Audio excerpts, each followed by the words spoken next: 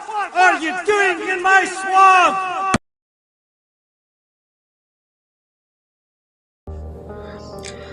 Hello everybody, this is Ogreboy and I'm going to be doing my review for the new movie Candyman. This is a sequel to the original Candyman movie, although it was marketed as a remake, but it's actually a sequel, and picks up, I guess, however many years later. I guess it'd be 29, because the first one came out the year I was born.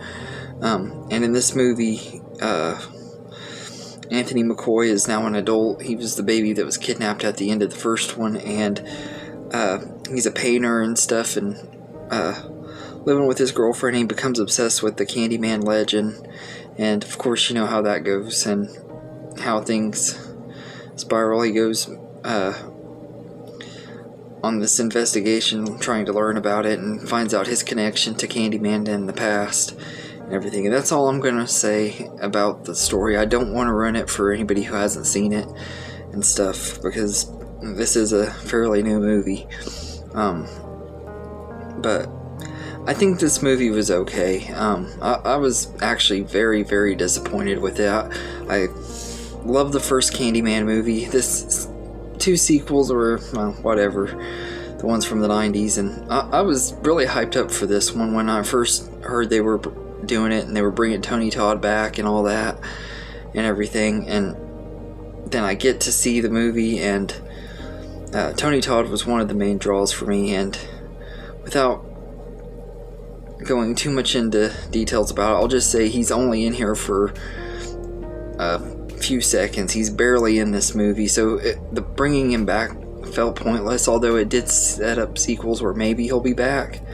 I don't know. That's all I'm going to say about it. I was just really disappointed that he wasn't in it very much, and I should have known, seeing they didn't put him in any of the marketing or anything like that, but I was hoping for a lot more with him. But I did like the cast in here.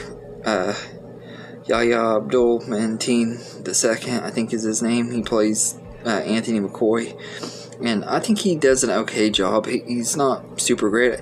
They were originally wanting Lakeith Stanfield to play him, and I personally felt like he would have been a much, much better choice for the character, but I think he's fine in this role. Tiana Paris, who is from was in WandaVision. She played what's her name? Monica Rambeau. I think she was okay in this movie, although I felt she was a lot better in WandaVision. I think that just comes down to the writing and stuff that she was given in this movie.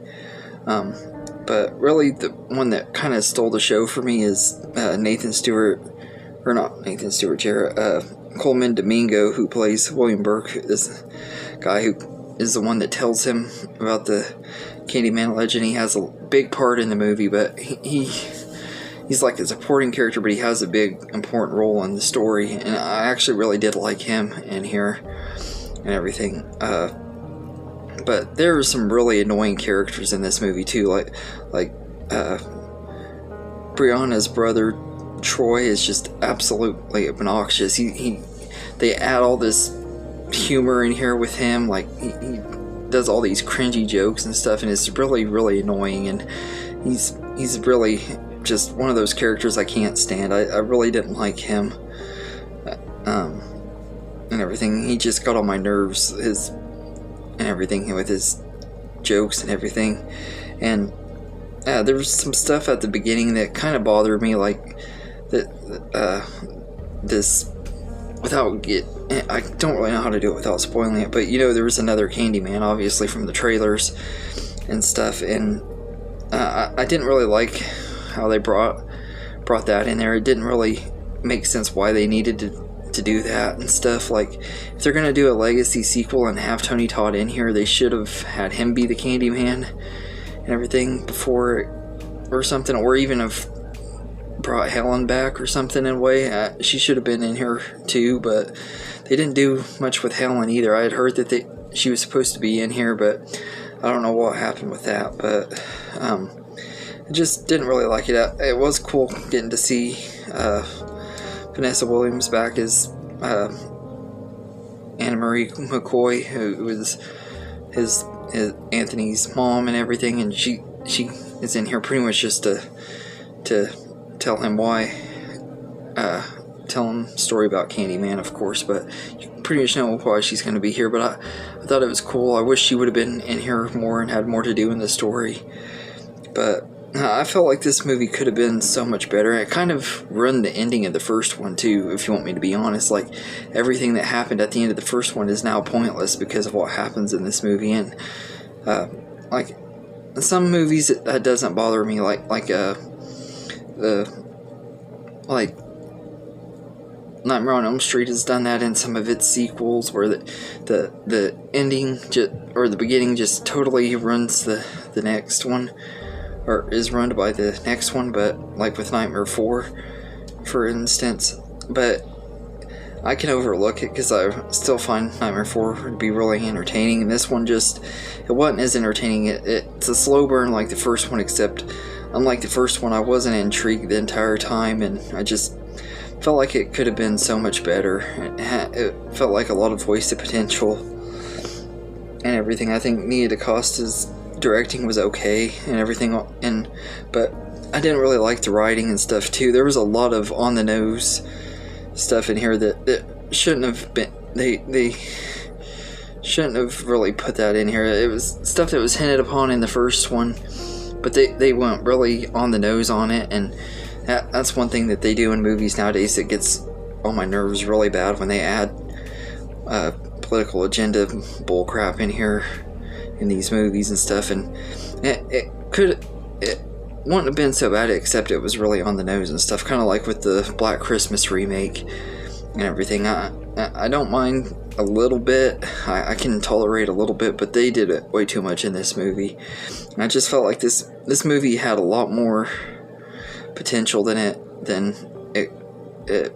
got and everything. It could have been a really great sequel and everything, but I pretty much figured that Candyman is like Jaws and the Exorcist, and one of those franchises that never should have been a franchise. It should have been the first movie and then no more, and everything. So I'd give the 2021 Candyman movie a 5 out of 10. There were some fun moments. The kills in here were pretty good for the most part. There's one though that was really cringy with a bunch of teenage girls and stuff. That scene was really cringy and everything, but it was also kind of good. But a lot of the kills and stuff just were not near as good as they could have been and everything. Just this movie was just a huge disappointment for me. I wish it would have been better. And there's also some really bad CGI in here, which also always ruins horror movies, especially if they're like slasher movies, kind of like this one somewhat is.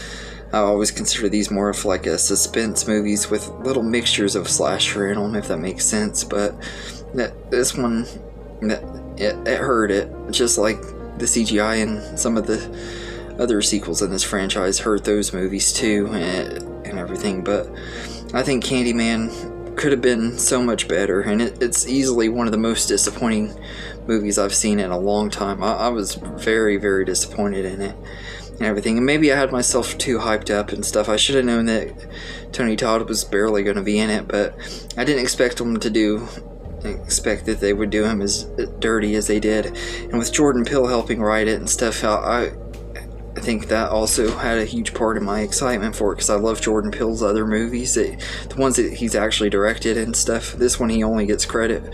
He gets all the credit for it, but he only helped write the movie and everything. He didn't direct it. But yeah, this one just, it could have been so much better. But anyway, let me know in the comments what you think of Candyman from 2021, and I hope you enjoyed this video, and have a good day, everybody.